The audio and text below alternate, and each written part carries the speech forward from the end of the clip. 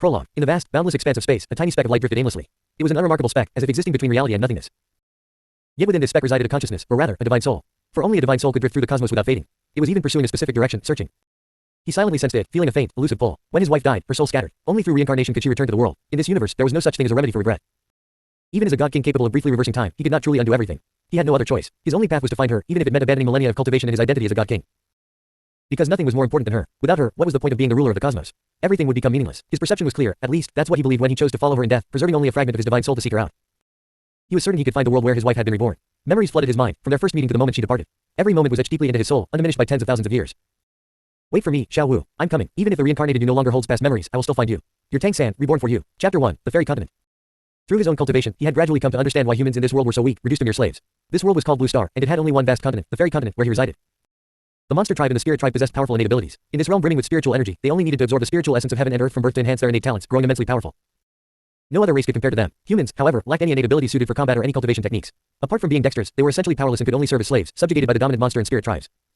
The forest was dim, with towering plants blocking out much of the light. In this world, there was something akin to a moon, emitting a faint, ethereal glow. A subtle purple light flickered in Tang San's eyes, a sign of another supreme technique recorded in the mysterious heaven treasure record, the purple demon pupil, which required daily practice. 2 years ago, he had to press himself against a door, peering through the crack to barely practice. In the last 2 years, he had gained more opportunities to cultivate. With the aid of the purple demon pupil, he could see the forest surroundings more clearly. The deeper he ventured, the more strange sensations stirred within him. In his previous world, there were creatures called soul beasts. Their living space was constantly encroached upon by humans, but after relentless resistance, they eventually achieved peaceful coexistence with humanity. On the Fairy Continent, however, the monster and spirit tribes ruled everything, while humans struggled to survive, a complete reversal of his former world. As he moved forward, he suddenly heard a noise. Instinctively, he darted behind a large tree, concealing his presence. Thud. Not far ahead, a figure crashed to the ground, tumbling twice before coming to a stop. The figure gasped heavily, breathing rapidly and erratically. Struggling to rise but lacking the strength, they collapsed again after a brief effort.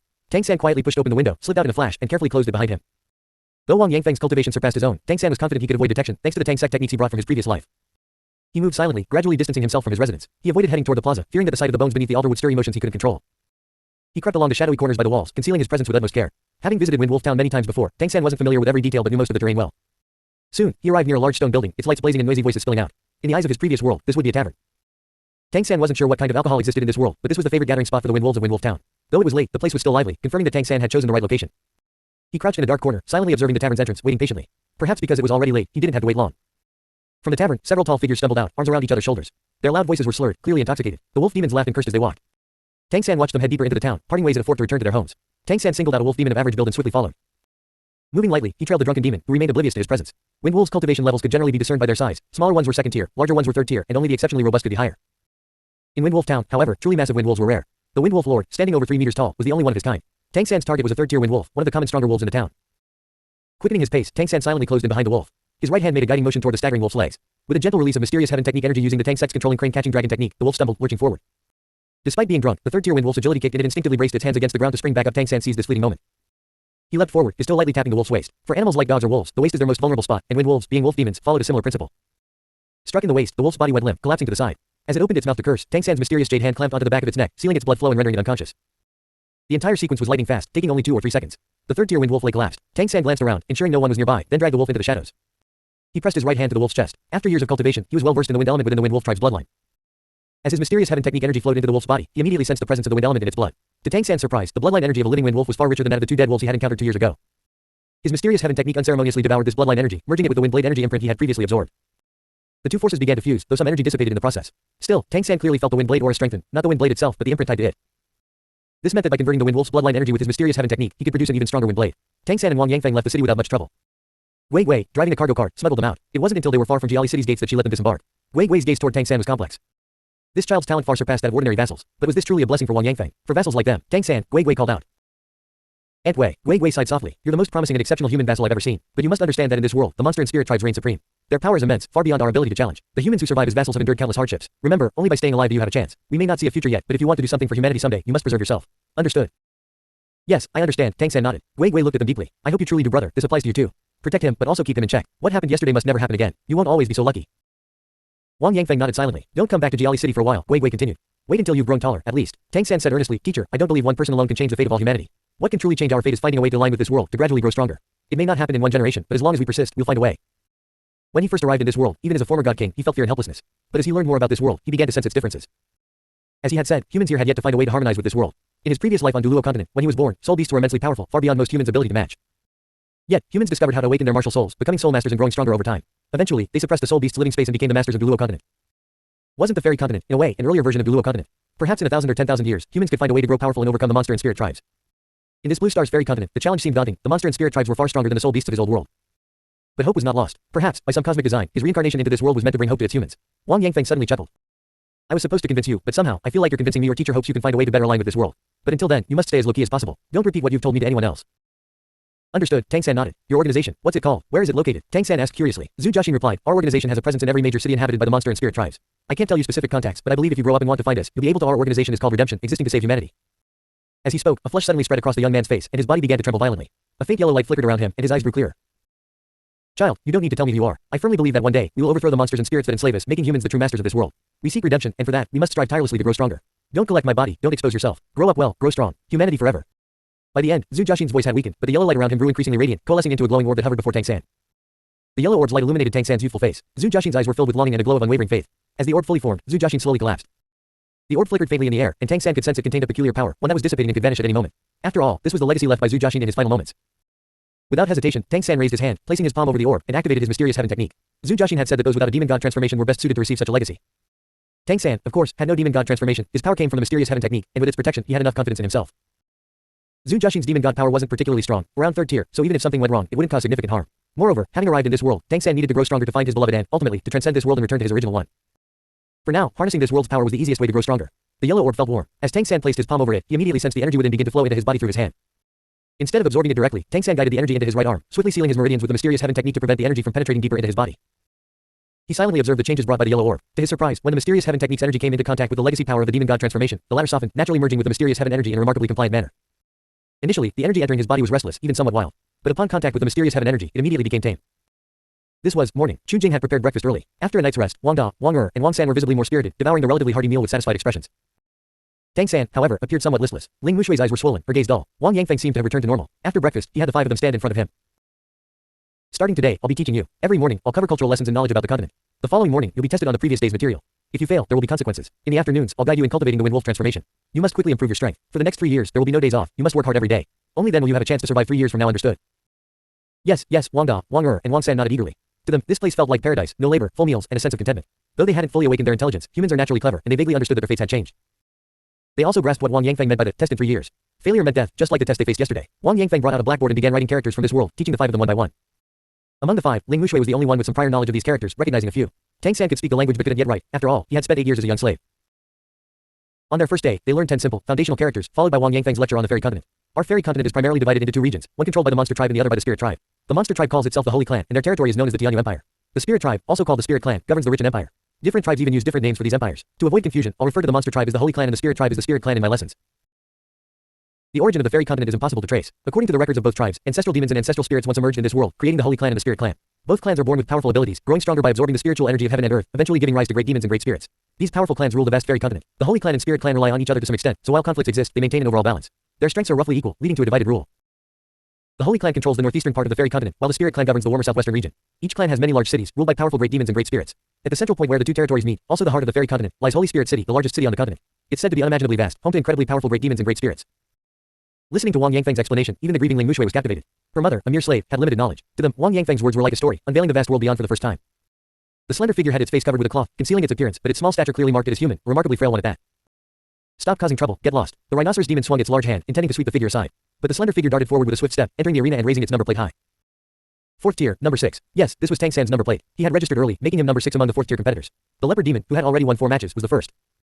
Now, it was finally Tang San's turn. The rhinoceros demon behind Tang San, focused on the arena, hadn't even noticed him until he stepped into the field. The moment he did, a wave of shocked murmurs rippled through the crowd. For the monster tribe, a human vassal appearing in the collision tournament, especially at the 4th tier, was astonishing. Where did this frail-looking human find the courage to step into the arena, and why was his face covered? The face covering wasn't surprising. Vassals, unlike slaves, weren't at constant risk of death, but offending a powerful monster could still mean doom. But what gave him the courage to enter this arena? The 4th tier flash leopard, having won 4 consecutive matches, had a ferocious glint in its eyes. It licked its sharp fangs, visibly excited to see Tang San. After defeating 4 opponents, it was somewhat exhausted. In terms of innate talent, the flash leopard clan wasn't top tier, and it knew it might struggle to continue. But each additional victory increased its chances of winning the championship. After all, winning 5 consecutive matches was rare, especially in higher tiers, where competitors were strong, and the physical toll and risk of injury were significant. To the flash leopard, Tang San's appearance as a human vassal was a stroke of luck. Not only would it conserve energy, but it also offered a chance for a 5th victory. The rhinoceros demon, set to compete next, was a problem. Its clan's innate abilities were not only stronger but also countered the flash leopard's. The 7th tier violent bear glanced at the flash leopard, then at Tang San, its eyes gleaming with cruelty.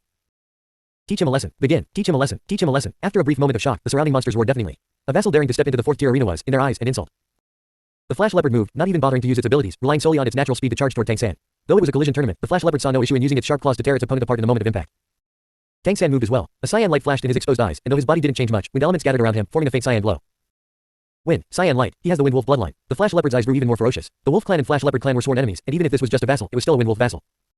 Among the watching monsters, many were Wind Wolves, and their first reaction upon seeing this vassal was shame. This guy will definitely lose to the Leopard Demon.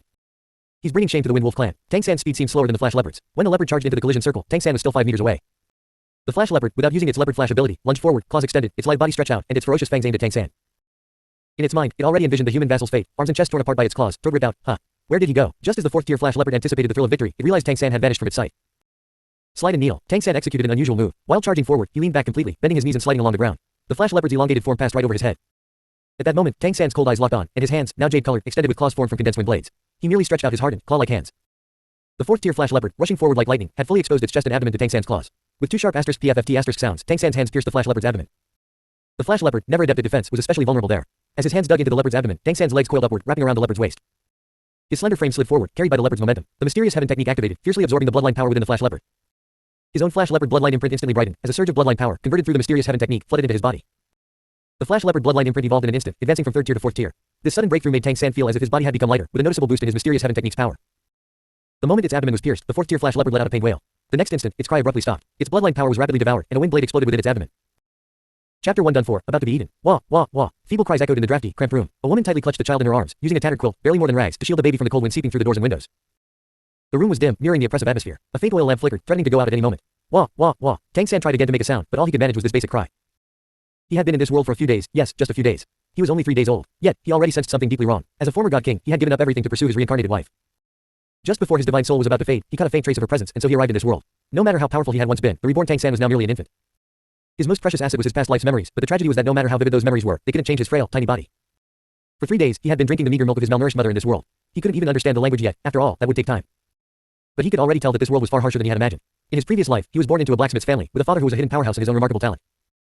Now, his greatest concern was whether he could even survive. The long journey through the cosmos had left his divine soul barely able to retain his memories, incapable of anything else. He could feel how pitiful his tiny body was. His mother, due to prolonged malnutrition, had given him a body that was, in every sense, severely undernourished. Even his cries were weak. Having been a father in his past life, he knew how a healthy baby should cry. But now, crying was a struggle, as if he might stop breathing at any moment. Though he never expected to be reborn into a privileged family, he hadn't anticipated it would be this bad a god king reborn. On the verge of death, wouldn't that mean it was all over?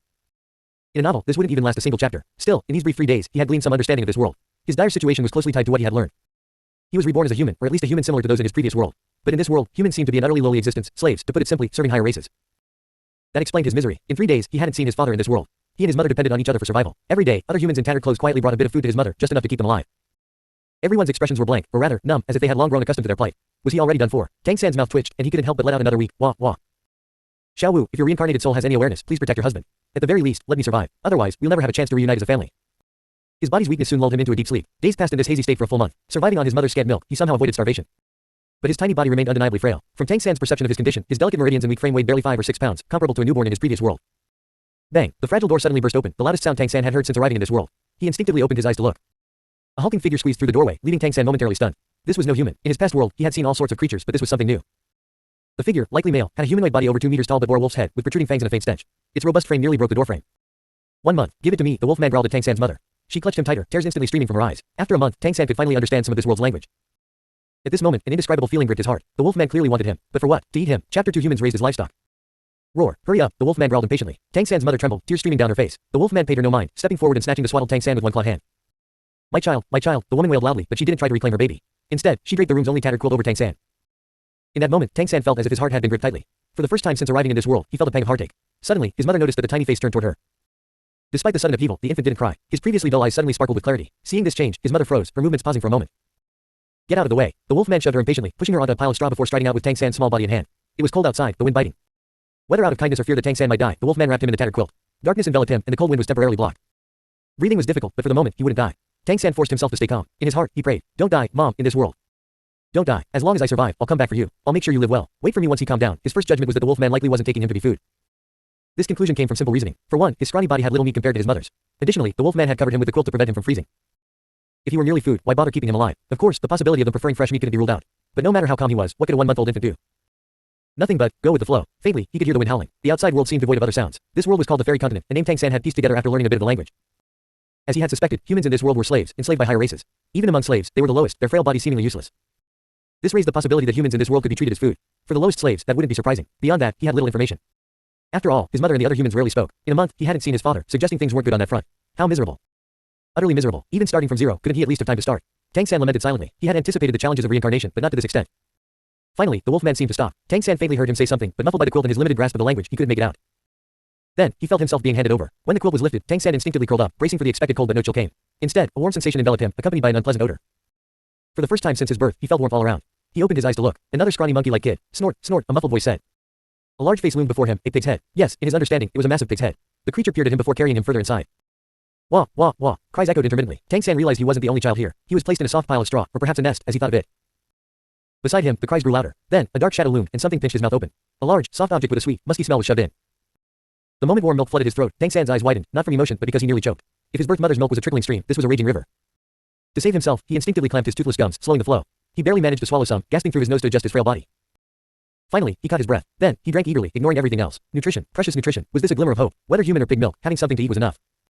His satisfaction didn't last long, though, as the massive shadow moved away. Though slightly full, he craved more. This was his first full meal in this world. Sated, his spirits lifted, allowing him to observe his surroundings. He was in a room with straw scattered on the floor. Too weak to roll over, he could only turn his head, taking in what he could. Beside him were 3 or 4 other children, all about his age and equally frail, lying on soft straw. The room was warm, at least not freezing. The pig mom, who fed him, seemed to be nursing several of them at once. It felt eerily like being livestock in a pen. Were they raising slaves uniformly? Tang San comforted himself silently. At least I'm not food. That's already a win. After this meal, he finally felt he might survive. Days passed like this. The pig mom came to nurse 3 times a day. Initially, Tang San struggled with the overwhelming milk, but he adapted quickly, drinking as much as he could. Nutrition meant a healthier body, and a healthier body meant growth, which meant the possibility of cultivation. Only through cultivation could he grow strong and take control of his fate. No matter what kind of world this was, surviving was the priority. By the time he reached 100 days in this world, he was noticeably chubbier than his peers. There was more than one pig mom, and many children. At 100 days, thanks to his eager feeding, Tang San could now roll over, allowing him to see more. From the pig mom's conversations, he learned more of the language and about this world. The fairy continent was vast, too vast for the pig moms to describe. They were in a small town in the northeastern part, under the rule of a wolf demon noble. The world was called the fairy continent because it was dominated by 2 races, the monster tribe and the spirit tribe, collectively known as the fairies. Chapter 3, Wind Wolf Town. The small town they were in was called Wind Wolf Town. From the conversations of the pig moms, it was clear that both the monster tribe and the spirit tribe possessed immensely powerful beings. In this world, humans were the lowest form of slaves. These children, including Tang San, were raised collectively to be conditioned for servitude, destined to become slaves of the nobility. Simply put, Tang San was now the property of the Wind Wolf Lord of Wind Wolf Town, and the least valuable kind at that. There seemed to be a significant number of humans. From what the pig mom said, humanity's only redeeming quality was their fertility, which was relatively high compared to the monster and spirit tribes. This was the foundation of their survival. The downside for humans in this world was their extreme frailty. In the eyes of the monster and spirit tribes, humans were too weak to even perform manual labor. However, humans were somewhat smarter than other slave races, capable of handling more delicate tasks. Another grim reason for their survival was that, to certain members of the monster and spirit tribes, human flesh was considered tender and a desirable food source. Slaves, food, it couldn't get any worse than this. Tang San could only console himself silently. Since things are already this bad, any improvement in the future will feel like happiness. His only worry now was where his wife had been reborn and whether she was enduring the same misery as he was. Admittedly, the pig mom's milk was far more nourishing than his birth mother's. At the very least, it kept him full. By around 6 months old, Tang San felt his body had finally reached a condition comparable to a normal human child in his previous world. This made him noticeably chubbier than the other frail children around him. At 6 months, being slightly plump was the extent of it, but it earned him a bit more affection from the pig moms. In this world, strength and robustness seemed to be valued as beauty. However, by 6 months, the milk stopped, replaced by a kind of mushy gruel dumped in a small basin near the children. They had to grab it with their hands and eat what they could snatch. Most of the children couldn't even sit up. The pig moms, often impatient, had to spoon feed them. This was when Tang San gained even more favor from the pig moms. He could already grab food from the basin with his little hands. Naturally, he ate more and was occasionally rewarded with extra milk. He didn't know what the food was, but as long as it filled him up, he was satisfied. Sated and lying in his straw nest, Tang San suddenly felt like laughing. He recalled a friend from his past life who often said, even a straw nest can produce a golden phoenix. He was growing up in a straw nest now. He wondered what his old companions would think if they knew. With these thoughts fleeting through his mind, Tang San closed his eyes, quietly pulling some straw over himself for warmth. Then, he silently used his consciousness to guide the blood flow in his body. This wasn't his first rebirth. His previous life was in a world called Duluo continent. Compared to that, this rebirth was far more wretched. But now that he had a chance to survive, he had to focus on getting stronger. The mysterious heaven technique was the foundational cultivation method he had practiced in his past life, balanced and harmonious. There was no better method for building a foundation. In his previous rebirth, he had mastered the first level of the mysterious heaven technique by age 6, laying the groundwork for his eventual rise to God King. In this life, his understanding of the mysterious heaven technique was far deeper than during his last rebirth. The only problem was his frail body, which could only progress slowly. At 6 months, his body was still limited. He couldn't cultivate anything significant as an infant. His meridians weren't even fully developed. All he could do was use the mysterious heaven technique's methods, combined with his wisp of divine soul, to faintly sense the spiritual energy in the air, quietly absorbing a tiny amount to nourish his body. He had started these attempts a few days ago. At 6 months, his body was decent, not robust, but no longer so frail that he felt on the brink of death. When Tang San first used his divine soul to sense this world, he was astonished to find that, despite humans being treated as worthless, the spiritual energy here was incredibly dense. Wind Wolf Town was no treasure land, just an ordinary monster tribe territory. Yet, when he sensed the world, the spiritual energy was remarkably rich and pure, far surpassing that of the Duluo continent during his first rebirth. He wasn't even sure if the evolved Duluo star in his past life had such dense spiritual energy. Before trying, he had been anxious, fearing this might be an area devoid of spiritual energy. Without it, cultivation would be painfully slow, and facing powerful monsters and spirits would mean certain death. The discovery of this abundant spiritual energy was a relief, the first good news since arriving in this world. With it, once he could start cultivating, progress would be much easier. He absorbed a little each day, quietly improving his body from within, not outwardly. On the surface, he appeared only slightly more spirited than other children, still relatively frail. As days passed, the children gradually learned to speak. About a quarter of them died quietly. There were no medical resources here, just food. No one taught them anything, even speaking was self-taught. By age 1, after barely learning to walk, they were sent to another place, managed by a stern pig demon. The floor was still straw, the wooden house just warm enough. In a 200 square meter room, 200 human children were housed, but the food provided was only enough for 150. From the conversations between the pig demon and wolf demons, Tang San understood that only the children who could compete for food, those with stronger bodies, would last longer as slaves. The weaker ones weren't worth wasting food on beyond feeling sorrow for the humans of this world and planting a seed of rebellion in his heart. 1-year-old Tang San could do nothing. Thanks to the nourishment from absorbed spiritual energy, his body was naturally stronger than his peers. But he only took the food his body needed, leaving the rest for others. He could only watch helplessly as the frailest children were taken away, barely alive, powerless to act. In the dead of night, as he absorbed spiritual energy, he silently reflected. Here in this world, watching humans live worse than pigs or dogs filled his heart with urgency and pain. He dared not imagine if his reincarnated wife was enduring the same, or worse, if she was one of those frail children taken away. She was truly reincarnated, with no memories of her past life. Whenever he thought of this, a fierce anger toward this world surged within him. Why were humans so weak here? Xiao Wu, where are you? He desperately wanted to grow up and grow strong. Only then could he search for his Xiao Wu. She must still be alive. She must be doing well. Chapter 4, Growth. 3 years passed in the blink of an eye, and Tang San had barely seen the outside world. At most, he could glimpse it through the cracks in the wooden house. The sky outside brightened. Most of his surviving peers still struggled to speak clearly, living in a daze day after day. There was, of course, no education here, nothing at all. They were merely kept alive like livestock. The door was suddenly pushed open, and a massive wolf demon strode in. Get out. Drive them all out. The wolf demon barked imperiously at the usually brutal pig demon, who often kicked the children without hesitation. The pig demon let out a shrill cry, causing the children to tremble in fear. As they were herded out the door, they curled up, terrified of the outside world, which seemed even more frightening to them. Outside were several large carts, pulled by adult human slaves. The carts held large cages. The human slaves pulling them had vacant eyes, ignoring the children as if accustomed to this routine. The children were driven onto the carts, and the cages were locked. Under the wolf demon's commands, the human-powered cage carts were pulled forward. Clearly, they were being taken to a new place to live. The road was flat, paved with gravel, and the wheels creaked as they rolled over it. This was the first time in 3 years that Tang San saw the outside world. The sky was clear, the air cool, a decent day, not too cold though most children shivered. Tang San was fine. The road was flanked by astonishing forests. The plants were enormous compared to those in his past life's memories. Some similarities existed, but these were far larger. Towering trees reached nearly 100 meters, requiring him to tilt his head back to see their tops. Occasionally, a massive creature flew overhead, possibly a bird, though he couldn't see it clearly. The air was rich with spiritual energy and vitality. Over 3 years, Tang San had confirmed that this world was highly suitable for cultivation, with an exceptionally high life essence. Undoubtedly, the powerful monster and spirit tribes were born from such an environment. In these 3 years, Tang San had successfully cultivated the first level of the mysterious heaven technique. In his original Duluo continent, breaking through the first level required special methods. Here, it was different. Once he cleared his meridians, the mysterious heaven energy flowed naturally, breaking through the first level's bottleneck effortlessly. He was only 3 years old. In his previous world, he achieved this at 6. Though his understanding differed, the abundant spiritual energy in this world played a significant role. Yet, he remained frail, deliberately avoiding attention from the monster tribe. He sensed that even an ordinary wolf demon was equivalent to at least the second level of the mysterious heaven technique. Combined with their physical superiority, any resistance would be suicidal. In this world, humans were ignorant. If he wanted to change their enslaved status, addressing this ignorance was likely the key. After over an hour, by Tang San's estimation, they arrived at a village-like settlement. Ramshackle wooden houses dotted the area, inhabited by ragged humans, mostly men with few women. The village seemed to house over 1,000 people. The cage cart stopped, and the doors opened. Human women approached, bowing deeply before the wolf demon, trembling with fear. The lead wolf demon snorted. These brats are yours, now take them. Tang San was stunned. Were they being returned to live among humans? The children, raised in captivity for 3 years, had little intelligence and were terrified of this unfamiliar world. They were dragged into the village. Tang San's heart grew cold as he noticed the human slaves here showed little pity for the children. Their eyes were dull, mechanically leading the children into the village. In the days that followed, they received education, of a sort. The children began learning to recognize objects, particularly those used by slaves, and simple phrases. The food was worse than during their captivity. It was scarce, with women and children receiving little, while stronger men got slightly more. In the village, the children's movements were no longer restricted. Tang San learned that the men often left for periods, likely for slave labor. Death was commonplace here. Through the villagers' conversations, he discovered he was from another village. Human villages weren't allowed to raise their own children, instead, they exchanged them. Tang San didn't act recklessly or draw attention. He lived quietly, cultivating in secret. 3 more years passed, and he turned 6. At 6, children began helping with village tasks, weaving straw mats or moving light objects. The children who arrived together stayed together, but in the past 3 years, a third had died from various causes, lack of medical care and hunger being the primary reasons. As night fell, a figure slipped silently out of the unremarkable human village. Like most human children, Tang San kept his back slightly hunched, but his movements were swift. The moment he entered the forest, his spine straightened, and his dull eyes sparkled with clarity. He took a deep breath. The nights in Wind Wolf Town were cold, with a stark temperature difference between day and night. Yet, the crisp air was rich with spiritual energy, invigorating him. Tang San formed an embracing gesture with his hands, a faint white light flowing over his body. With a light tap of his toes, his movements became agile. With his past life's experience, he was adept at wielding the mysterious heaven technique, but this body needed training to match his mind. Since age 5, he had often snuck out at night. The wilderness had denser spiritual energy, and it allowed him to cultivate more effectively. His nimble steps were the ghost shadow perplexing track, one of his most proficient skills from his past life and a priority for practice. In this dangerous world, nothing was more important than survival. His hands gradually took on a jade-like hue, another supreme technique, the mysterious jade hand, making his palms impervious to poison and weapons. An hour of cultivation left him slightly warm, with the mysterious heaven energy flowing smoothly within. However, he was frustrated that the martial soul he had awakened in his previous Duluo continent hadn't manifested here. This was expected. He had brought only memories, not abilities. He had completed the third level of the mysterious heaven technique. At just 6 years old, he achieved what was unthinkable in his past life. Yet, his strength was far inferior to when he reached the third level in his previous world. On Duluo continent, his martial soul awakening granted him immense power, amplified by his rare twin martial souls. The mysterious heaven technique supported his inner strength, while his martial soul unleashed it. He vividly recalled breaking through the third level there, fusing a powerful soul ring and acquiring a strong soul bone, laying the foundation for his future. Now, aside from the mysterious heaven technique and the abilities recorded in the mysterious heaven treasure record, he had no other powers. Though cultivating the mysterious heaven technique would make him stronger, it didn't seem enough. Chapter 5, The Power of Transformation. Tang San stretched his body, his thoughts swirling. It was still far from dawn. The villagers, exhausted from a day's labor, slept early and deeply. Tang San decided to venture deeper into the forest. The spiritual energy there was noticeably denser than in the village. Could there be any natural treasures in the depths? After realizing he couldn't awaken a martial soul in this world and could only rely on the mysterious heaven technique, Tang San's plan was straightforward. Cultivate the mysterious heaven technique to higher levels to build strength, then find ways to apply it. With the supreme techniques from the Tang sect's mysterious heaven treasure record, as long as he reached a high enough level, self-preservation wouldn't be an issue. Through his cultivation, he had gradually come to understand why humans in this world were so weak, relegated to slaves. This world, called Blue Star, had only one major continent, the fairy continent, where he resided. The monster tribe and spirit tribe possessed powerful innate abilities. In this spirit-rich environment, they only needed to absorb the spiritual energy of heaven and earth from birth to enhance their talents, becoming incredibly strong. No other race could compare. Humans, however, lacked any combat-oriented innate abilities or cultivation methods. Beyond being dexterous, they were essentially useless, naturally becoming slaves, subjugated by the powerful monster and spirit tribes. The forest was dim due to its towering vegetation. In this world, there was a moonlight presence emitting a faint blue glow, quite peculiar. A faint purple hue flickered in Tang San's eyes, the purple demon pupil, another supreme technique from the mysterious heaven treasure record, requiring daily practice at sunrise. 2 years ago, he had to peer through door cracks to practice. In the last 2 years, he'd had more opportunities. With the purple demon pupil, he could see the forest clearly. The deeper he went, the stranger he felt. In his previous world, there were creatures called soul beasts, whose living spaces were constantly encroached upon by humans. After much resistance, they eventually coexisted peacefully with humanity. On the fairy continent, however, the monster and spirit tribes ruled everything, while humans struggled to survive, a complete reversal. As he moved forward, he suddenly heard a noise and instinctively darted behind a large tree, concealing his presence. Thud. Not far ahead, a figure crashed to the ground, tumbling twice. The figure's breathing was rapid and erratic, gasping heavily. It struggled to rise but lacked the strength, collapsing again after a brief effort. Tang San didn't move, focusing his purple demon pupil to observe. To his surprise, the fallen figure was human, wearing a mask that hid their face, but their build was unmistakably human. Judging by their earlier leap, this wasn't an ordinary human.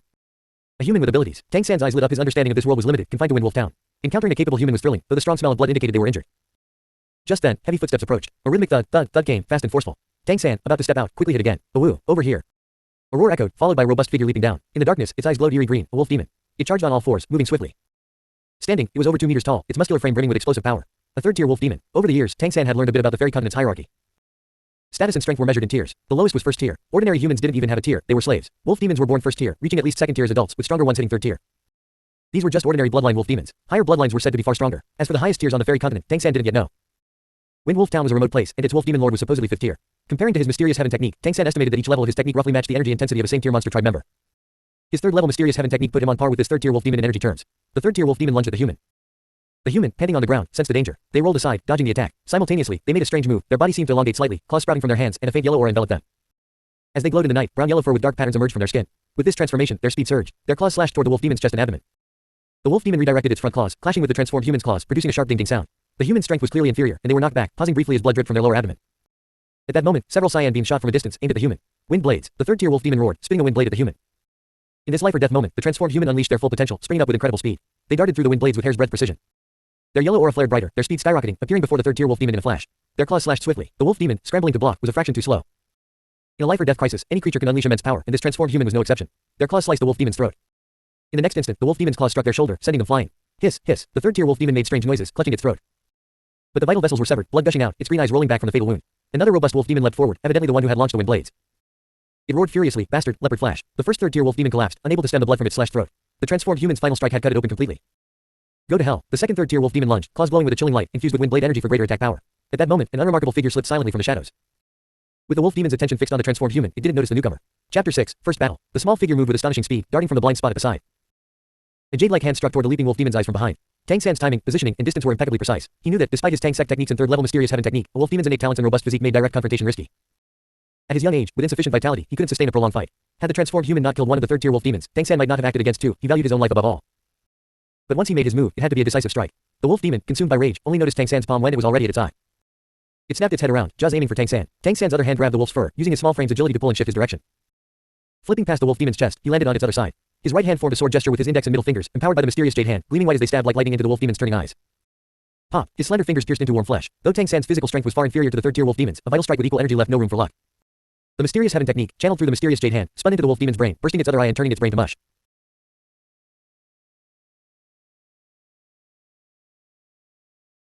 Its roar choked off abruptly, and its robust body collapsed to the ground. Tang San kicked off its body, flipping to land at a safe distance. This success owed much to his past life's combat experience. His childlike frame and the cover of night were perfect camouflage, especially with the wolf demon's senses dulled by fury. In a direct fight, even his mysterious jade hand might not pierce a wolf demon's thick hide.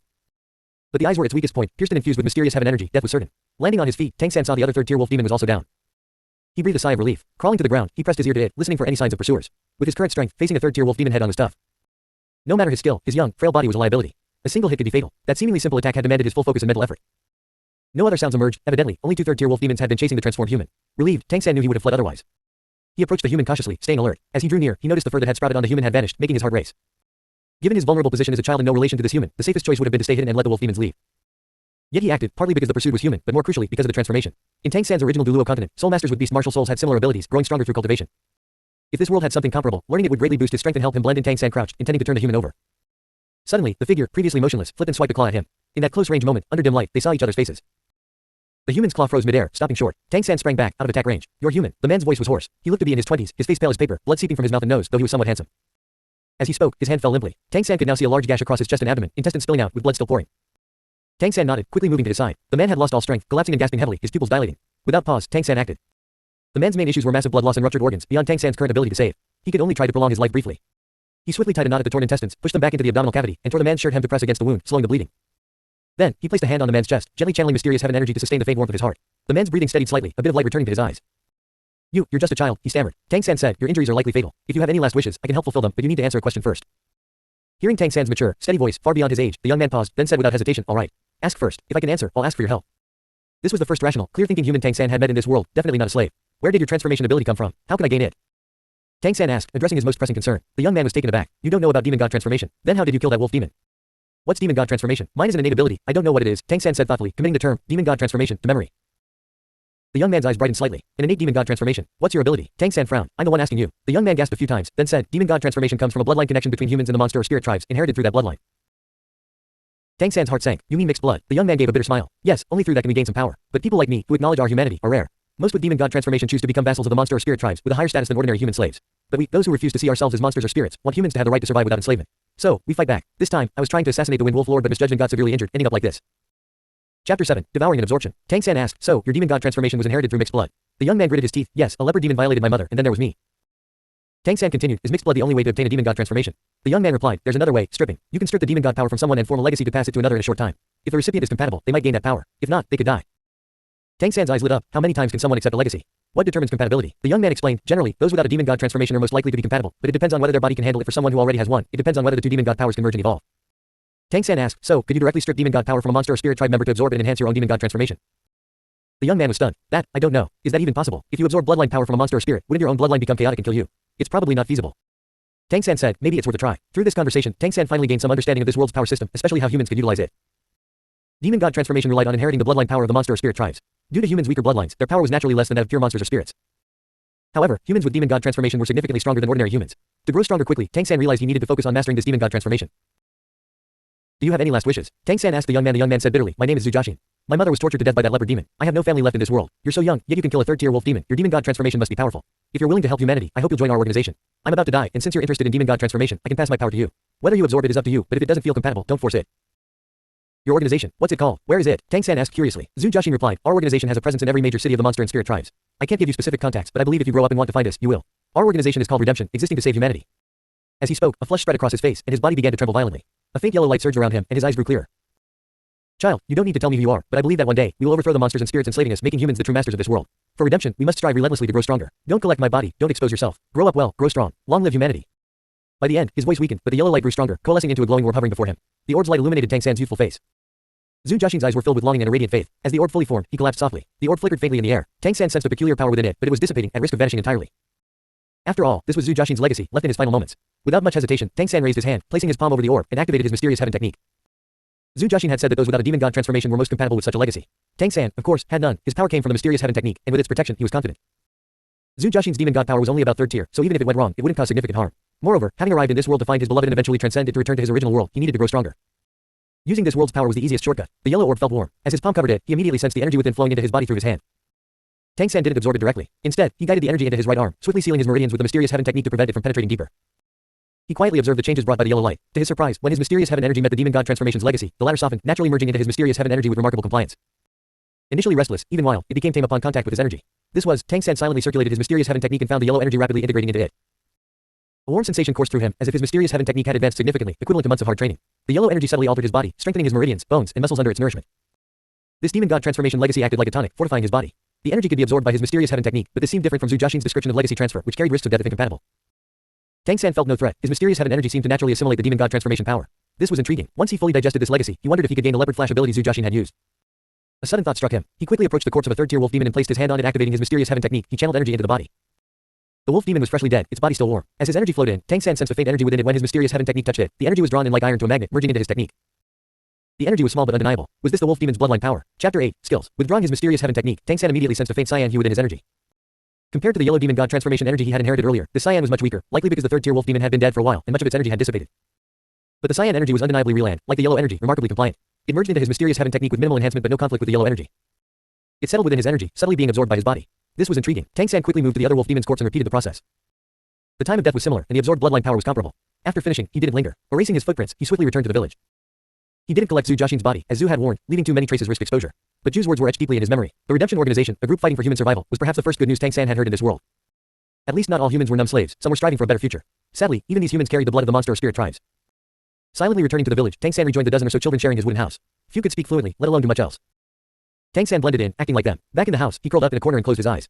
Tonight's harvest was significant. He had gained insight into this world, learning of a human resistance organization and the unique nature of demon god transformation and his mysterious heaven technique. His meridians felt warm, subtly nourished by the absorbed energies, strengthening his physique independent of his mysterious heaven technique. Living on meager rations offered little nutrition, so he relied on absorbing spiritual energy to nourish his body. But this time was different. The demon god transformation and the wolf demon's bloodline powers clearly fortified his meridians, bones, and organs, an all-encompassing enhancement. His mysterious heaven technique ensured no conflicts, making absorption seamless. Could it be that in this world, the mysterious heaven technique had become a devouring technique, capable of absorbing the bloodline powers of monsters and spirits? Could it do so from living ones? If so, that would be terrifying. Of course, there were potential risks. Absorbing too many bloodline types could disrupt his body, and mixed energies could hinder cultivation. He would need to observe the changes from this absorption to judge its effects. Humans with demon god transformation could become vassals of the monster or spirit tribes, escaping slavery. Joining the Redemption Organization in a big city could help him find the reincarnated Xiao Wu more easily, especially if the organization was present in every major city. Wind Wolf Town showed no changes despite the deaths, at least not in their slave village. It took Tang San 7 days to fully digest the demon god transformation energy and the two wolf demons' bloodline powers. His greatest takeaway was a stronger physique. His body felt more robust. With his cultivation experience, he knew physical strength was tied to cultivation limits. A weak body couldn't handle powerful energy. After this enhancement, he was confident he could face a third-tier wolf demon head-on, but that wasn't his biggest gain. Remarkably, he retained the abilities from the demon god transformation and the wolf demons. Night fell. Tang San slipped into the forest again. Narrowing his eyes, he activated his mysterious heaven technique, his blood surging. With a tap of his foot, a yellow light flared around him, and his speed surged, propelling him 10 meters like lightning. His mysterious heaven energy depleted noticeably, and his body ached from the burst of speed, taxing his young frame. Undeterred, he raised both hands, each palm glowing with cyan light. With a wave, 2 3-inch wind blades shot out, vanishing 5 meters away. Yes, these were the fruits of his absorption. Leopard flash from Zhu Jiaxin's demon god transformation and wind blade from the wolf demon's bloodline. Through his mysterious heaven technique's absorption, he had learned both, something he hadn't anticipated. After absorbing the bloodline powers, he found these abilities etched in his memory, usable at will. Strangely, when he used them, his body didn't undergo the beast-like transformation of demon god transformation. They consumed his mysterious heaven energy, and the yellow and cyan hues within it had vanished. It felt like he had learned 2 skills, ready to use at any time. However, no matter how much he practiced, these skills didn't grow stronger. Compared to Zhu Jiaxin's leopard flash and the wolf demon's wind blade, his versions were much weaker, as if fixed in potency. They weren't useless, but skills that could improve were limited in value. The good news was that these absorbed and transformed skills caused no conflicts, merely serving as an extension of his mysterious heaven technique. Overall, this was positive. Tang San formed some theories. Undoubtedly, he was different from this world's humans, and his mysterious heaven technique was unique. Its interaction with this world's power system required further experimentation. Learning these skills was beneficial. Zhu Jiaxin and the wolf demons were weak, so the skills were too. But if he absorbed stronger demon god transformations with a more advanced mysterious heaven technique, the skills would likely be more powerful. This was a faster path to strength, and it accelerated his cultivation. The world's abundant spiritual energy confirmed his confidence. At this pace, he could reach the 9th level of the mysterious heaven technique by age 20, equivalent to a 9th-tier powerhouse here, assuming smooth progress. The technique's compatibility with this world's spiritual energy was his greatest advantage. Days passed, labor by day, cultivation by night. Tang San resumed his unremarkable life. 2 more years passed. Tang San was 8. Perhaps due to the earlier absorption, he grew taller than other children. At 8, he was taller than 10-year-old human kids, though still lean. This made him stand out, so he was assigned more labor. Chapter 9, Bottleneck. Tang San had been in a bad mood lately. The reason was simple. 2 years had passed, and he still hadn't broken through to the 4th level of the mysterious heaven technique. He had initially thought he could achieve the breakthrough by age 7. However, when he reached the peak of the 3rd level, he encountered a bottleneck. This bottleneck didn't seem to stem from himself but rather from an intangible oppressive force within the Blue Star world. The leap from 3rd to 4th tier seemed exceptionally difficult. Tang San had been diligently cultivating and accumulating energy, yet he couldn't break through this suppression. 2 years later, at 8 years old, he remained at the peak of the 3rd level. The accumulated energy didn't seem to help him advance. He had become proficient with leopard flash and wind blade, but their power hadn't increased with his mysterious heaven technique cultivation. They were like fixed skills, stuck in potency. This stagnation meant all his abilities were trapped in a bottleneck. This created a major problem. Without a path to progress, he could only grow older in this state. A 3rd-tier peak strength was still weak in this world. Tang San knew he needed to take some risks. Today, his task was transporting timber. In the village, adult men felled trees, and he helped them move the wood, using a cart to deliver it to the town. 7 children, including Tang San, assisted 4 adults in transporting the cartload of wood. The adults pulled the cart with ropes in front, while the children pushed from behind.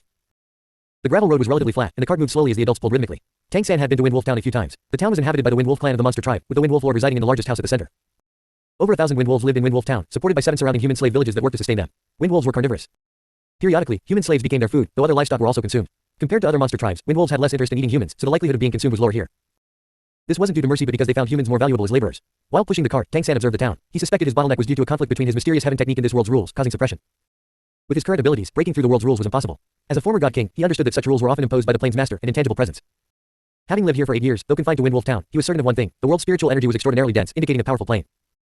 Such a plane would have peak existences surpassing the god level of his original world, and its master, the planet itself, would be immensely strong. Through his conversation with Zhu Jiaxin and absorbing the wind element bloodline energy from the wolf demons, Tang San sensed that his mysterious heaven technique could devour this world's powers. This might be why the rule suppressed him. Breaking through solely with the mysterious heaven technique would be extremely difficult. He needed an alternative approach. From his god king perspective, the most direct method was gaining the plane master's approval, aligning with its rules. The plane master, often an abstract entity, set rules to protect itself and maintain balance. To continue advancing, Tang San needed to enhance his power within this world system, hiding his mysterious heaven technique to weaken the rules, suppression. This would create an opportunity for a sudden breakthrough, allowing further cultivation. He observed Wind Wolf Town, planning a risky attempt. The best way to enhance his power in this plane was to strengthen his existing Wind Wolf or Leopard Flash abilities. Leopard Flash was untraceable, but Wind Wolf Town was full of wind wolves. His plan was to target a suitable third-tier wind wolf, knock it out, and test whether he could use his mysterious heaven technique to extract its bloodline power to enhance his wind blade. If successful, he would observe whether the wind wolf could recover its bloodline power. If it could, it would provide excellent cover. Strengthening his wind blade would make his wind wolf bloodline appear denser, potentially helping him break through the mysterious heaven technique's bottleneck. This was a carefully considered plan. With Leopard Flash, Wind Blade, and his third-level peak mysterious heaven technique, ambushing a wind wolf was feasible.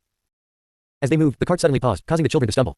The smallest child fell on his rear from the recoil. Tang San quickly controlled his strength, avoiding pushing too hard and mimicking the other children's reactions. The adults in front stopped, gazing in one direction. Tang San noticed a hint of envy in their eyes. These enslaved humans, raised to be numb and rarely speaking, seldom showed such emotions. Following their gaze, Tang San saw several people posting notices. Indeed, they were humans, but unlike the slaves, their clothes were clean and neat. Tang San narrowed his eyes, activating his purple demon pupil to see clearly. The notice announced that in 3 days, a bloodline screening would be held. Slaves from each village with wind wolf bloodlines could be tested, and those who passed would be allowed to live in Wind Wolf Town and be trained as vassals. Mixed blood screening. Tang San understood immediately. He had visited Wind Wolf Town for work but had never seen such a notice. Undoubtedly, the humans posting it were wind wolf vassals, possessing some wind wolf bloodline and a higher status than ordinary slaves. At least they were no longer slaves. This stirred something in him. His plan might need adjustment. Remaining a slave was good cover, but it limited his exposure to the world. Without enough exposure, he couldn't access more knowledge of this world's true resources. The bloodline screening in Wind Wolf Town was an opportunity. For humans with any shred of dignity, this was a profound insult. What kind of humans could have wind wolf bloodlines? Mixed bloods, obviously. And what did that mean? They were offspring of wind wolves mating with humans. In this world, humans had no status as partners to the monster tribe, meaning they were merely objects for vetting beastly desires. Chapter 10, Awakening Ceremony. Tang San had thought carefully about the existence of the Redemption Organization. To form such a covert resistance group, some humans must have a deep sense of conscience, fully aware of the harsh reality of their world. From the ratio of human slaves to wind wolves, it was clear that humans were numerous in this world. 3 days later, the day after the notice was posted, the villages reacted. Each village had an overseer, naturally, a wolf demon. Early in the morning, the wolf demon gathered everyone in the village, men, women, young, and old alike. The older humans had dull, numb eyes. Some younger ones, around 20, showed a glimmer of hope, likely the most probable to awaken wind wolf bloodlines. Tang San stood among the crowd, his heart heavy with sorrow. These humans were eagerly hoping their mothers had been violated by monsters, granting them a trace of demonic bloodline, a profound tragedy. He held no grudge against the rule of the monster and spirit tribes, it was the natural order of this world. But as a human, seeing his kind so numbly enslaved, surviving without dignity, filled him with grief. Over these 8 years, this accumulating emotion had solidified his resolve. Beyond finding his wife, he was determined to give humans a chance to rise, to live with dignity in this world. Listen up soon, I'll awaken your bloodlines. Any slave who awakens the wind wolf bloodline can participate in the test in 2 days. If you pass with sufficient bloodline strength, you can become a vassal and trained in the town. Exceptional vassals may even receive treatment equal to our clan. This is your chance, a chance to rise. During the awakening, feel your bloodline carefully. Don't suppress any changes, let them show. Understood. The human slaves bowed in unison, trembling with fear. The wolf demon nodded, satisfied, its fangs protruding. Its eyes began to glow with an eerie green light, flashing with ferocity. It threw back its head and let out a sharp howl. Awoo, as the howl echoed, distant howls responded in kind. Tang San, standing toward the back, had keen senses. He clearly felt the wolf demon's bloodline surging, radiating a scorching wave of vitality that made the humans tremble slightly. Awoo, as the first howl faded, another erupted, the bloodline aura growing denser. Suddenly, a young man to Tang San's left front trembled, crying out in pain and collapsing forward onto all fours. Grayish-green fur sprouted from his skin, but he seemed to be in agony, writhing on the ground. Was this the awakening of the wind wolf bloodline? Tang San didn't rush to act, observing quietly. Besides this young man, a teenage girl farther away clutched her head and crouched, faint changes appearing on her body. Most others only shivered, showing no significant signs. When they glanced at the two, their eyes held envy. Awoo, at the third howl, Tang San knew he couldn't wait any longer. He crouched abruptly, clutching his head, feigning pain. This startled the children around him. As the third howl ended, the wolf demon's gaze swept over the crowd. Tang San and the other two, showing the most change, drew attention. The wolf demon approached, pulling them out. The young man with sprouting fur writhed on the ground, drooling, barely conscious.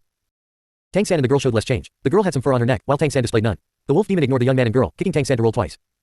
Kid, you should know the consequences of faking our noble bloodline. Pray you're actually reacting, or tomorrow you'll be food on the sacrificial altar. Take them away. Several second-tier wolf demons grabbed the 3, tossed them onto a cart, and hauled them off. Fewer slaves awakened wind wolf bloodlines than Tang San expected.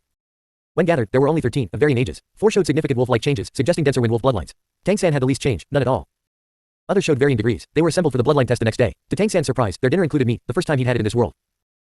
Yet, he had no appetite. Of the 4 with the most changes, 3 died before dinner. Tang San examined their bodies. The cause was the same. Their frail slave bodies couldn't withstand the demon god transformation during bloodline awakening, succumbing to organ failure or ruptured blood vessels. The 3 corpses were taken away by wolf demons inspecting that night. The others ate silently, none speaking. The dinner was rough, even the meat, coarse, unidentified livestock, simply boiled, tasteless. After eating, Tang San found a corner to sit quietly. 2 days remained until the bloodline test. He wasn't worried about passing, he had a plan. As he closed his eyes to cultivate his mysterious heaven technique, he sensed something and opened them. A girl, slightly older but smaller and thinner than him, stood beside him. Despite some dirt, her face was delicate. Her voice was hoarse. Human slaves rarely interacted, especially children, who, uneducated, were ignorant of most things. Can you really do it? She asked softly. Tang San looked at her, surprised. She lowered her voice further. If you can't, you'll die. Was she worried about him? A warmth flowed through Tang San's heart, the first he'd felt in this world.